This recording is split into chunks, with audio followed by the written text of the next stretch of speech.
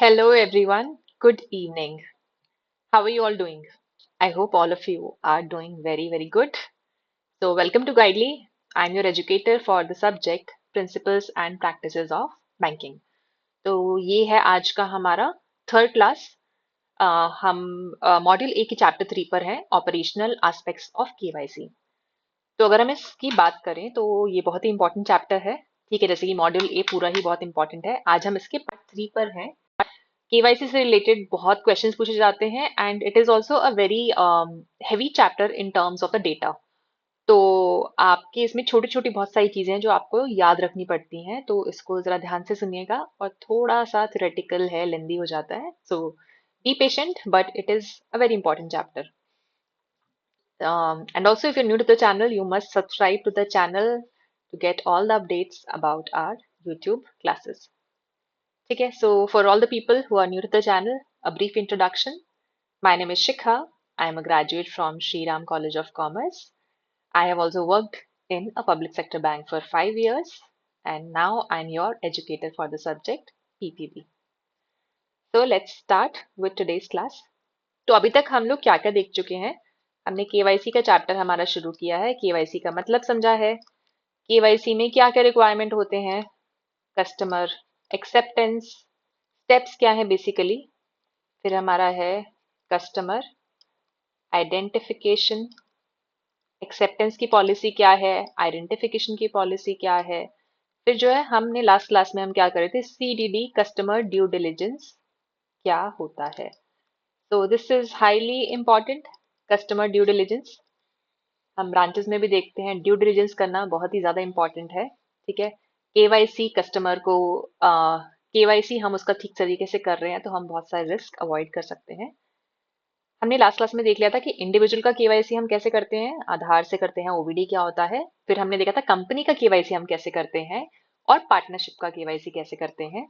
तो आज की क्लास में हम शुरू कर रहे हैं कि जैसे कि हमने एक बात किया था, जो कंपनी हमारी होती है या मान लीजिए कोई ट्रस्ट होता है, इनका अगर हम अकाउंट खोल रहे हैं तो ये क्या है, एक आर्टिफिशियल लीगल पर्सन। ठीक है, इसका कोई नेचुरल एग्जिस्टेंस तो नहीं है। तो आर्टिफिशियल लीगल पर्सन के लिए हमें बेनिफिशियल ओनर्स भी आइडेंटिफाई करने पड़ते हैं जो कंपनी के बिहाफ पर एक्ट करते हैं। ठीक है, तो अभी हम यही देखेंगे, जो आर्टिफिशियल लीगल पर्सन है उनके हम बेनिफिशियल ओनर्स कैसे आइडेंटिफाई करते हैं। तो पहले हम समझ लेते हैं बेनिफिशियल ओनर कौन होता है। Beneficial owner is a person who enjoys the benefits of ownership even though the property's titles is in another's name। तो ये बेनिफिशियल ओनर कौन होते हैं, जिनके पास या तो कुछ ओनरशिप होती है, मान लीजिए 50% उनके पास शेयर है, या उनके पास कोई और कंपनी के राइट्स हैं, ऑल्दो जो उनके पास प्रॉपर्टी का टाइटल नहीं है, वो कंपनी के नाम पे ही है, बट वो सर्टेन राइट्स एंजॉय कर रहे हैं।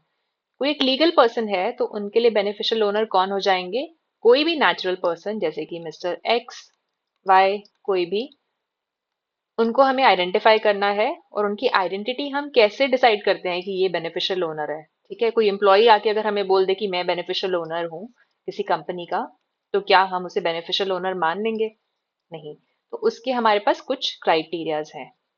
अगर कोई कंपनी है, ठीक है, जिसके जो ओनर है उनका कंट्रोलिंग इंटरेस्ट मतलब major interest, let's say 70% interest उनकी किसी और कंपनी के पास है, किसी सब्सिडरी के पास है। ठीक है,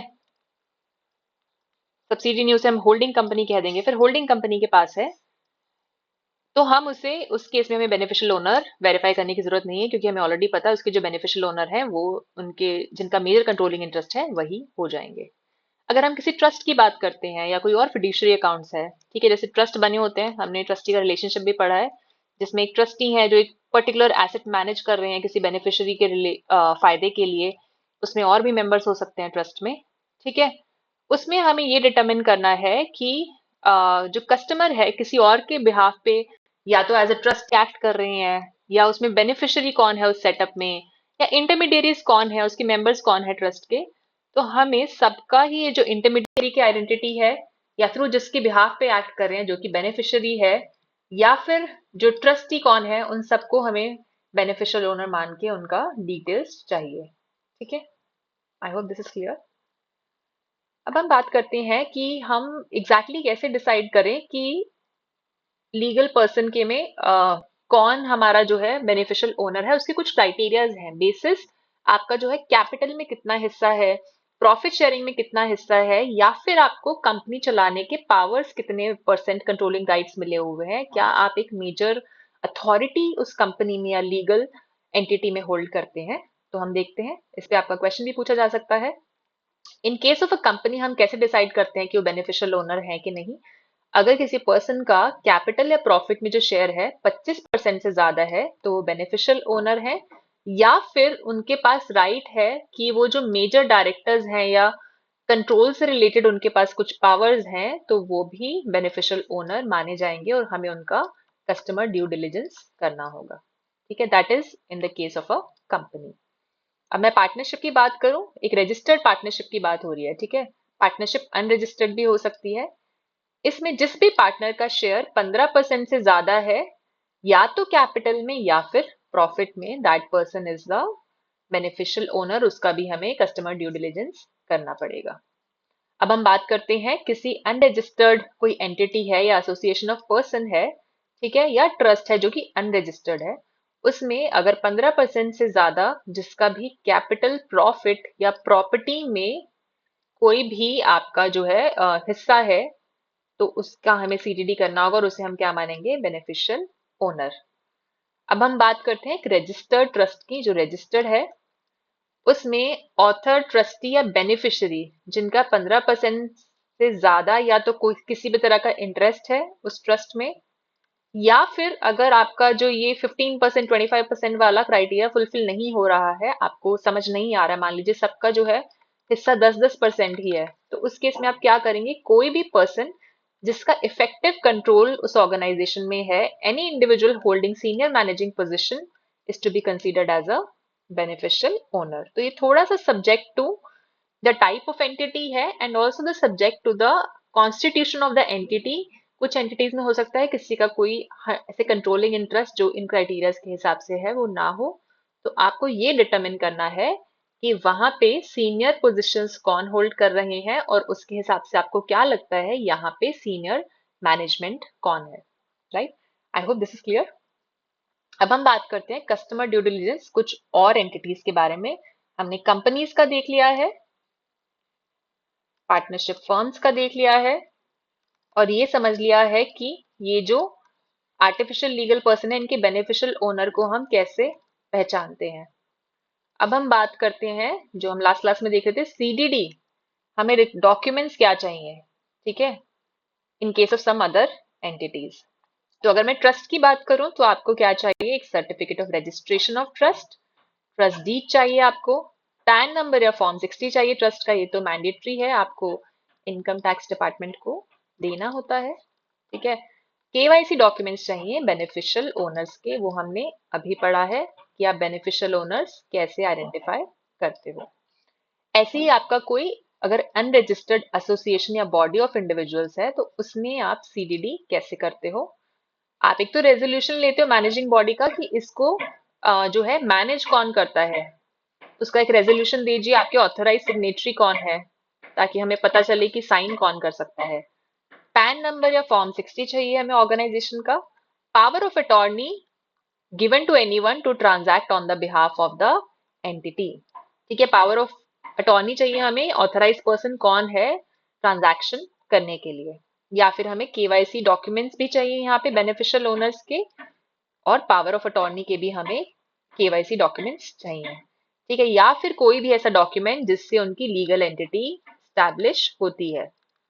तो मोटा मोटा अगर हम देखें तो हमें सारे डॉक्यूमेंट्स चाहिए जिससे किसी भी एंटिटी की हमें लीगल आइडेंटिटी पता चलती है। उसके अलावा हमें पैन नंबर चाहिए होता है, जो बेनिफिशियल ओनर्स हैं उनका केवाईसी चाहिए होता है, और ऑथराइज सिग्नेटरी कौन है उसका भी हमें डॉक्यूमेंट प्रूफ चाहिए होता है। अब हम बात करते हैं एनी अदर जुरिडिशल पर्सन जो हमने कवर नहीं किया। मान लीजिए आपके यहाँ बोलते हैं ना किसी सोसाइटी यूनिवर्सिटी का अकाउंट खुलवाओ, पंचायत का अकाउंट खुलवाओ क्योंकि इसमें बहुत पैसा आता है, ठीक है, कासा की प्रॉब्लम इनसे रिजॉल्व हो जाती है, तो उस केस में आप क्या डॉक्यूमेंट लेते हैं, तो वो डिपेंड करता है किस टाइप की एंटिटी है। ठीक है, मान लीजिए कोई document showing the name of the person authorise to act, जैसे हमने अभी डिस्कस किया है ऑथराइज पर्सन कौन है। पंचायत वगैरह के अकाउंट्स ब्रांचेस में खुलते हैं तो वो डिफरेंट गवर्नमेंट, जो लोकल गवर्नमेंट है उनके कुछ लेटर्स वो लेके आ जाते हैं कि ये हमारे ऑथराइज एंटिटी है, गवर्नमेंट ऑफ इंडिया या गवर्नमेंट ऑफ दैट स्टेट की स्टैंप है। ठीक है, तो ऐसा कोई डॉक्यूमेंट, केवाईसी डॉक्यूमेंट्स, ठीक है, जो बेनिफिशियल ओनर्स हैं और जिनको पावर मिली हुई है अकाउंट ऑपरेट करने की, और कोई भी डॉक्यूमेंट जिससे पता चलता है कि ये एक लीगल एंटिटी है। So all these things are subject to different types of entities, what kind of entity you are dealing with. ठीक है, I hope this is clear. तो कंपनी के केस में हमने कुछ चीजें देखी थी जो डिफरेंट है, बाकी तो सब सिमिलर सी है कि हमें एमओए एओए ये सब भी चाहिए होता है ना, रेजोल्यूशन चाहिए होता है। एमओए एओए हमें ये सब ट्रस्ट वगैरह में रिक्वायर्ड नहीं होता है, बाकी सब में ऑलमोस्ट सिमिलर सी ही चीजें हैं जो हमें रिक्वायर्ड होती हैं। अब हम बात करते हैं कुछ ऐसे केसेस की जहां पे हमें नॉर्मल ड्यू डिलिजेंस से काम नहीं चलता है, हमें थोड़ा सा और स्ट्रिक्ट ड्यू डिलिजेंस करना पड़ता है, क्योंकि इन अकाउंट्स को जो बैंक है वो थोड़ा सा रिस्की कैटेगरी में देखता है। लेट्स सी, अगर हमने कोई ऐसा अकाउंट खोला है जो कि कस्टमर का हमने फेस टू फेस नहीं खोला है, ठीक है, and non face to face तो है ही, उसके साथ आधार में भी हमने ओटीपी बेस्ड वो अकाउंट नहीं खोला है। ठीक है, कई बार ऐसा हो जाता है कि हमें कोई अर्जेंट अकाउंट आ गया, हमें कोई और ट्रांजैक्शन करनी है, लेट्स से उस अकाउंट में कोई लोन हमें देना है या कोई गोल्ड लोन के लिए आ गया, हमें फोन पे पता चल गया कोई अच्छा कस्टमर है, बट हम केवाईसी नहीं कर पा रहे हैं, तो उसके लिए हम अकाउंट खोल सकते हैं, but we have to make sure उस अकाउंट में जो पहली ट्रांजैक्शन हो उनके ही किसी, लेट्स से उनका आईसीआईसीआई में केवाईसी कंप्लाइड अकाउंट है, ऐसे लिंक्ड अकाउंट से हो, ताकि हमारा जो है ड्यू डिलिजेंस एक बार के लिए वेरीफाई हो जाए, एंड देन हम अपने रिक्वायरमेंट्स के हिसाब से उनका ड्यू डिलिजेंस फर्दर ले सकते हैं, केवाईसी ले सकते हैं। सेकेंड कैटेगरी है पॉलिटिकली एक्सपोज पर्संस। तो ये तो हम जब भी फॉर्म भी भरवाते हैं ब्रांचेस में, अकाउंट खोलते हैं, तो ये हमारा मेजर क्राइटेरिया होता है, हमें टिक करना होता है कि is this a politically expose person. तो पॉलिटिकली एक्सपोज पर्सन क्या होते हैं कि या तो वो खुद कोई पॉलिटिशियन है, ठीक है, या पॉलिटिशियन से किसी भी तरह से रिलेटेड है, किसी फॉरेन कंट्री में पॉलिटिशियन है या इंपॉर्टेंट पावर होल्ड करते हैं, पोजीशन होल्ड करते हैं, तो इस केस में हमें बहुत ही ज्यादा जो है डिलीजेंस के साथ अकाउंट खोलना होता है।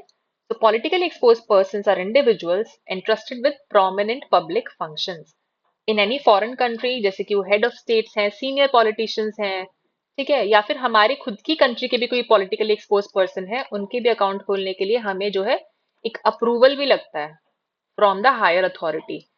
The decision to open the account should be taken at a senior level, ठीक है, after checking all the information available on the public domain.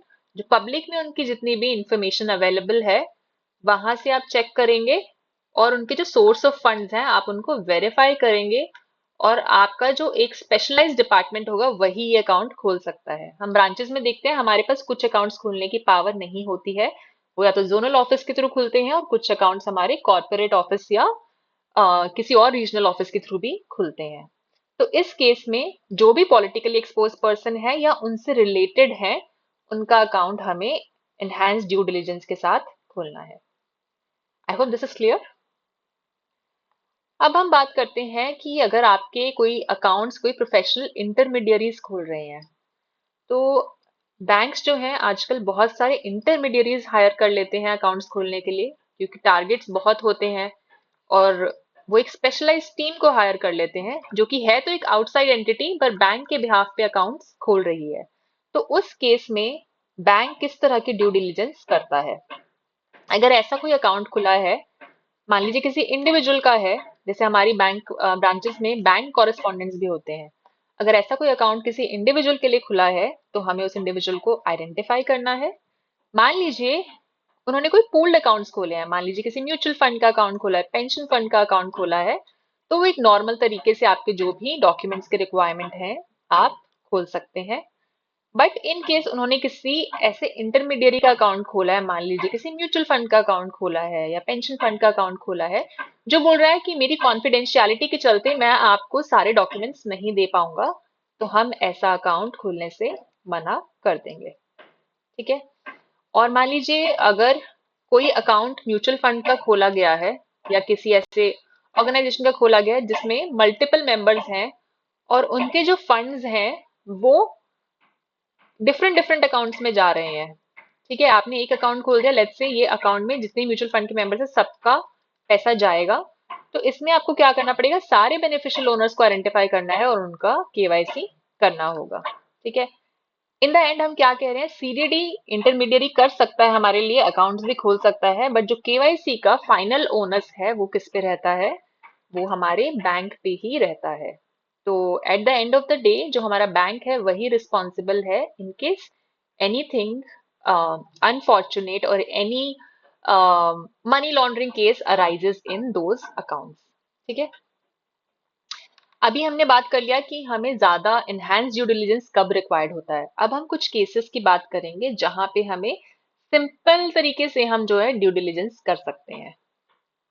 तो पहला हमारा आता है सेल्फ हेल्प ग्रुप्स का जो अकाउंट है उसमें हम सिंपल तरीके से क्या कर सकते हैं, क्योंकि जो सेल्फ हेल्प ग्रुप्स होते हैं एक तो छोटे लेवल पे ऑपरेट करते हैं। ठीक है, and they are working for some cause for their members.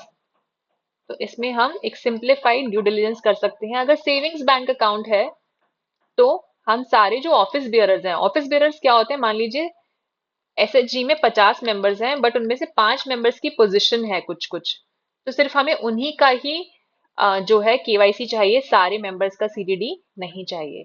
But अगर हमारा कोई ऐसा एसएचजी है, कई बार आप ब्रांचेस में देखते भी होंगे, ऐसा होता है कि सेल्फ हेल्प ग्रुप का अकाउंट बहुत पहले से खुला हुआ है। ठीक है, जो है उनके बेनिफिशियल या जो ऑफिस बेयरर्स हैं उनके केवाईसी पे खुला है, बट अभी हमारी नई गाइडलाइन आ गई है कि सारे मेंबर्स का केवाईसी लो, और वो 50-100 मेंबर्स हैं, उन्हें कलेक्ट करना ही बहुत मुश्किल हो जाता है। तो अगर कोई ऐसा आपका सेल्फ हेल्प ग्रुप है जहाँ पे कोई क्रेडिट लिंकिंग है, कोई आपका डायरेक्ट बेनिफिट ट्रांसफर आ रहा है, कुछ इस तरीके से कोई लिंकिंग है, तो आपको सारे मेंबर्स का केवाईसी लेना पड़ेगा। अगर हम फॉरेन स्टूडेंट्स के अकाउंट्स की बात करें, एनआरओ अकाउंट हम खोलते हैं तो उसमें हम पासपोर्ट ले लेते हैं। ठीक है, वो एक हमारा वैसे ही एक वैलिड डॉक्यूमेंट है, फोटो ले लेते हैं और जिस इंस्टीट्यूशन में वो पढ़ रहे हैं उसका एडमिशन लेटर ले लेते हैं।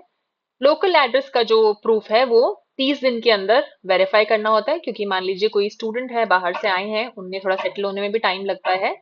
तो इस तरीके से जो है वो डिक्लेरेशन ले लेते हैं अकाउंट को खोलने के 30 डेज के अंदर, फिर उसे वेरीफाई कर लेते हैं।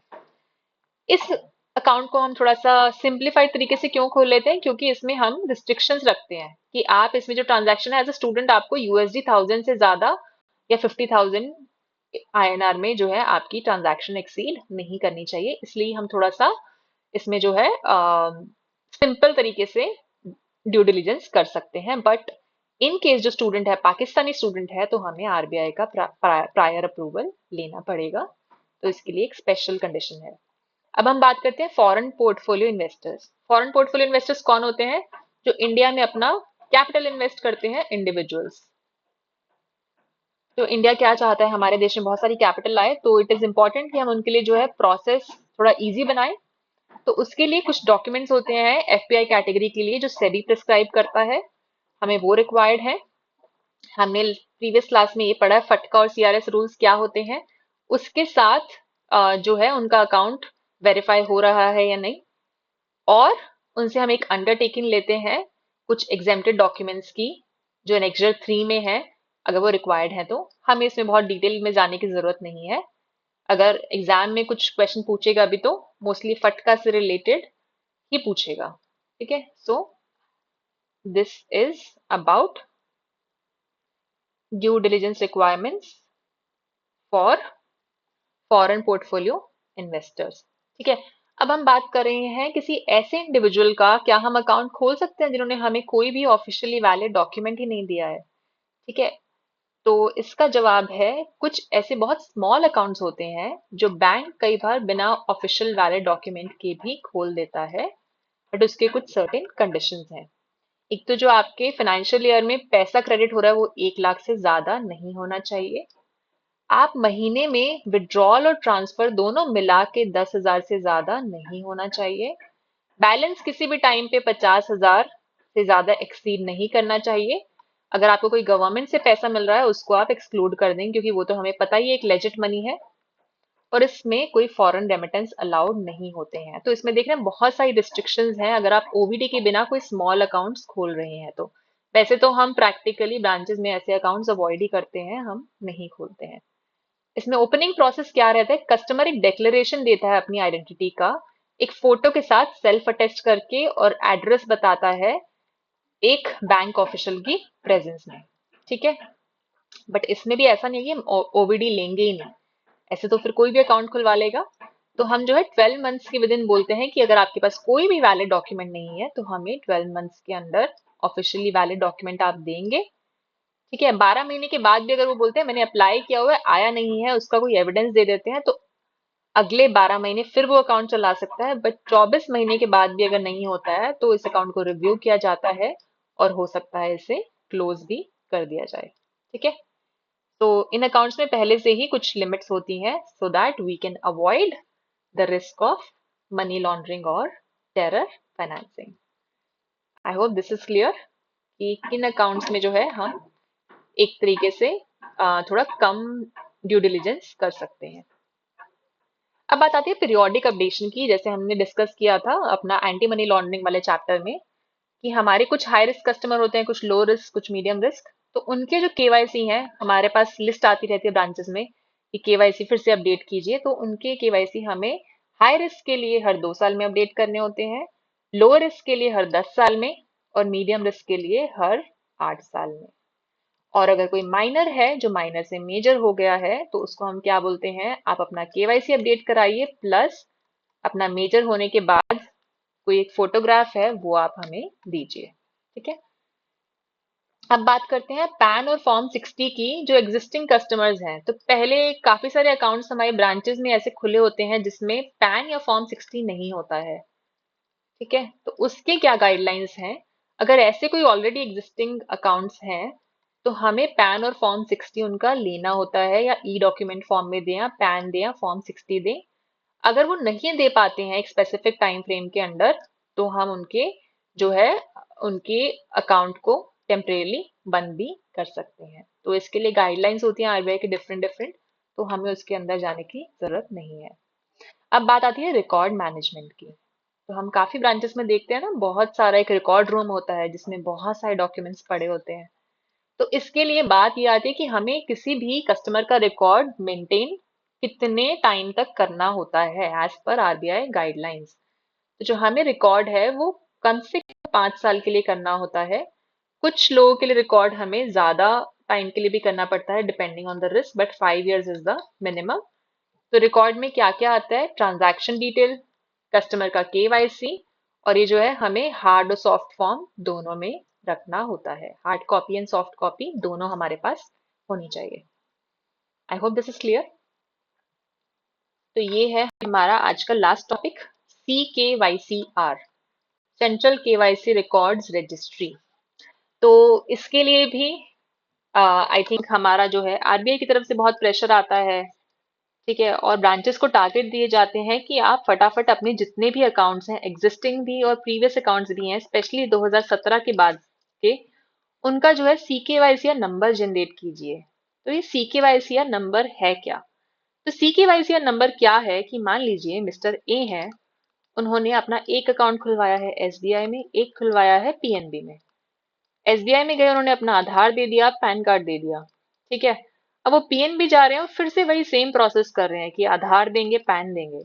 तो गवर्नमेंट क्या चाह रही है कि अगर मैंने एसबीआई में एक बार अपना आधार पैन दे दिया, उसके थ्रू मेरा एक ऐसा CKYCR नंबर जनरेट हो जाए जो कि 8 डिजिट का है, कि अगर मैं जाके पीएनबी में अब वो CKYCR नंबर दे दूं तो उससे मेरा ऑलरेडी केवाईसी सारा का सारा फेच डायरेक्टली हो जाए, और एक ही कस्टमर को डुप्लीकेसी के साथ अपना CKYC रिकॉर्ड बार बार ना देना पड़े।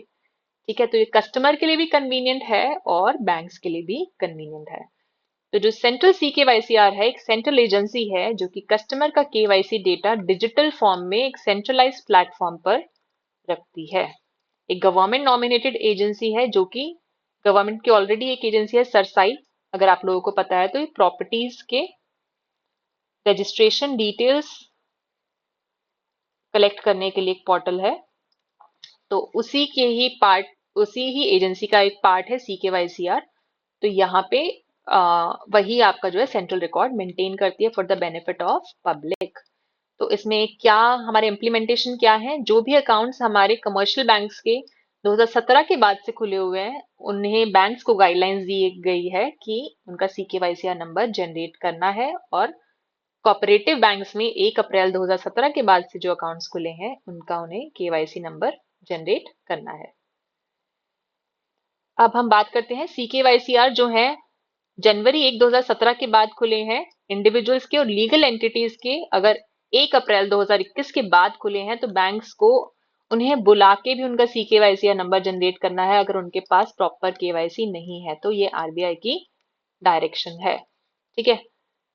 अपडेट KYC इन डेट से पहले जिनके भी अकाउंट खुले हैं उनके भी आपको CKYCR रिकॉर्ड्स धीरे धीरे जनरेट करने हैं।